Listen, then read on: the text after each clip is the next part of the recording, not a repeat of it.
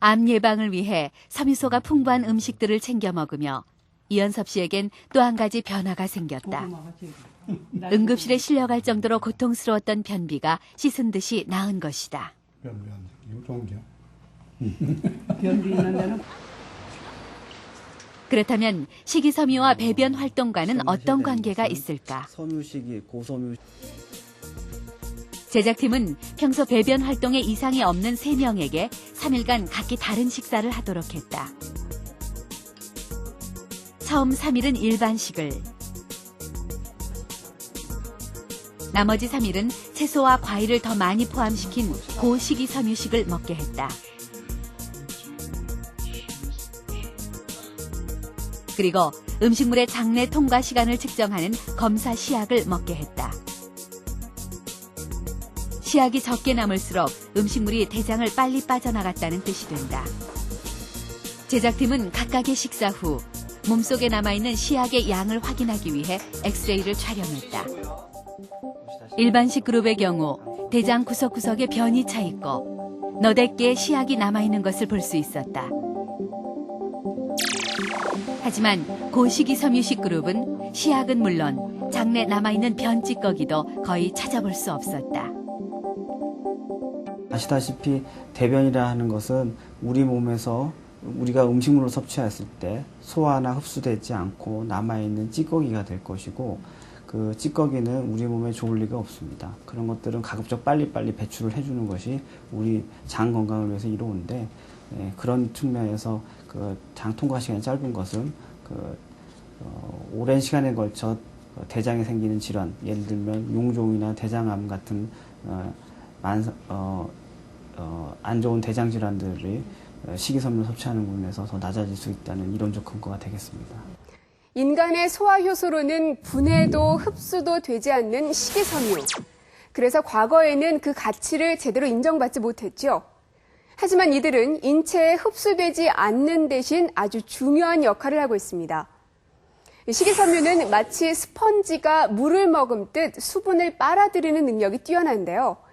자신의 무게보다 30-40배나 많은 수분을 흡수할 수 있기 때문에 적은 양을 먹어도 포만감을 느끼게 하고 또 변의 양을 늘려 부드럽고 배설하기 좋은 상태로 만듭니다.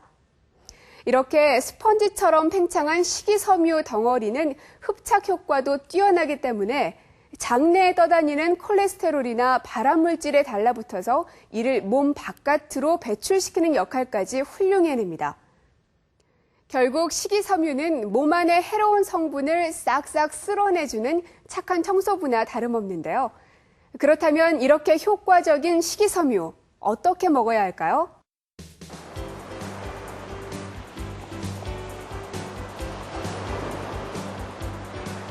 백사장이 아름답기로 유명한 제주 중문해수욕장. 그 은빛 모래 위로 힘찬 발걸음을 내딛는 사람이 있다. 올해 85세 고인우 할머니.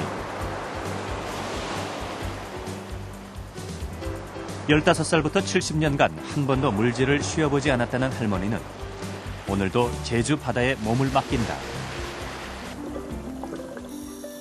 해녀들의 물질은 숨을 참고 작업해야 하는 고된 일이다. 하지만 할머니는 2분씩이나 물질을 할 정도로 잠수 실력이 좋다. 하나둘 해녀들이 물질을 마칠 시간, 4시간의 작업 끝에 할머니가 물 밖으로 나온다. 망 가득 잡힌 물고기들이며 돌문어까지. 해녀들 중에서 나이는 최고령이지만 할머니는 아직도 젊은 사람 못지않게 기력이 좋다. 아흔을 코앞에 두고도 시력이 좋은 할머니는 혼자서 바늘에 실을 꿰고 옷을 깁는 건 역시 어려운 일이 아니다. 나이 든 사람 매로는 최고로 잘해. 그러니까 이게 바다에 거 나오면 문어도 팔다가 남으면 할머니가 먹고, 고동도 까먹고, 성게도 까먹고, 미역, 홀, 콩나물 그런 거 많이 먹으라 건강하는 거. 할머니 병원에 한 번 안 가본 할머니 그렇게 건강해. 해녀들 한 27명, 한 30명 중에 최고로 건강한 할머니. 물질을 마친 후 할머니가 잊지 않고 챙겨 먹는 음식이 있다. 제주 연안에 흔한 모자반이 바로 그것. 돼지뼈와 물을 우려낸 국물에 모자반을 넣고 끓여낸 몸국은 해녀들이 즐겨 먹는 음식 중 하나다. 맞죠, 이게. 거기에 제주 바다에서 금방 건져 올린 해산물. 톳과 미역, 우뭇가사리를 무쳐내면 할머니만의 특별한 한 끼 식사가 완성된다. 해녀들이 계속 먹어 이거. 이거 먹으니까 그래 건강하지. 이거 마음이 그렇게 좋은 거. 저 톳나물도 그렇게 좋고. 바다에서 자라 한평생 해초를 많이 먹어왔다는 할머니는 이런 식습관이 건강의 1등 공신이라 믿고 있다. 이게 끝내준다. 요렇게 하면 찡기가 있어요. 그러면은 그게 좋은 거예요. 미역은.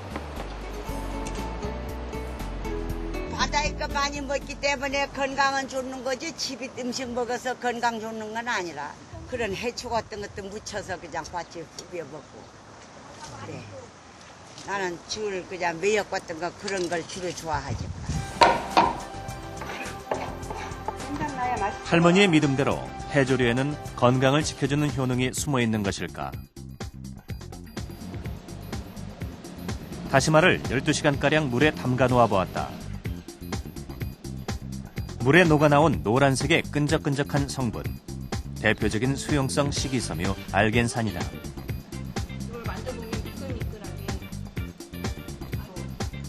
소량의 다시마에서도 꽤 많은 양의 식이섬유 덩어리들이 검출되는 것을 볼 수 있었다.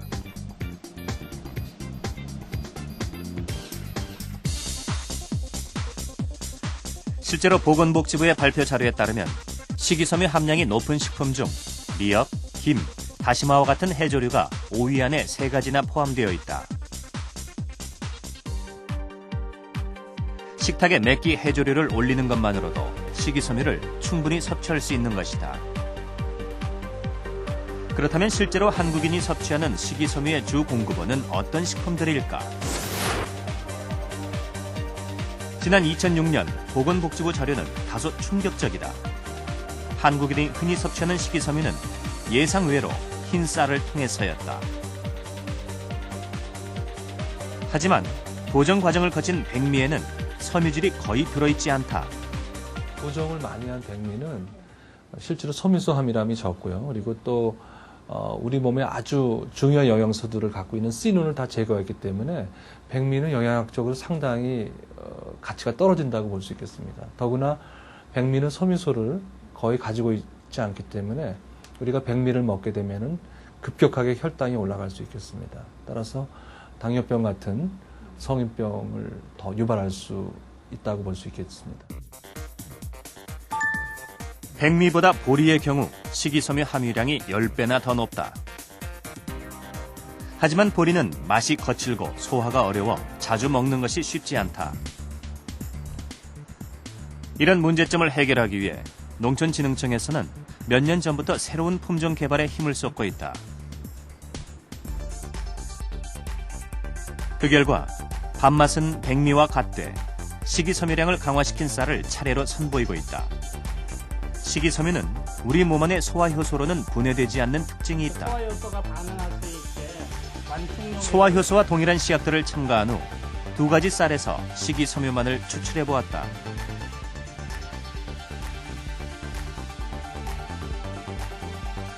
식이섬유가 강화된 쌀에는 백미보다 4배 이상 많은 섬유질이 들어있었다. 일반 그 쌀을 이용했을 때는 그 혈당을 뭐 많이 높인다든지 비만을 초래한다든지 그러한 그 단점이 있는 반면 그 식이섬유 강화된 쌀을 이용하게 되면 쌀의 그 밥맛을 유지하고 보리가 갖고 있는 그 식이섬유 함량이 높은 그런 장점을 동시에 이용하는 측면이 있습니다. 음식을 통한 식이섬유 섭취가 혈당과 비만에 영향을 미친다는 것은 사실일까? 여러분들을 모시고 아주 간단한 그리고 또 제작팀은 한 대학에 의뢰해서 간단한 실험을 해보았다. 8명의 지원자를 2그룹으로 나눈 후 한 그룹은 일반식을, 다른 한 그룹은 고식이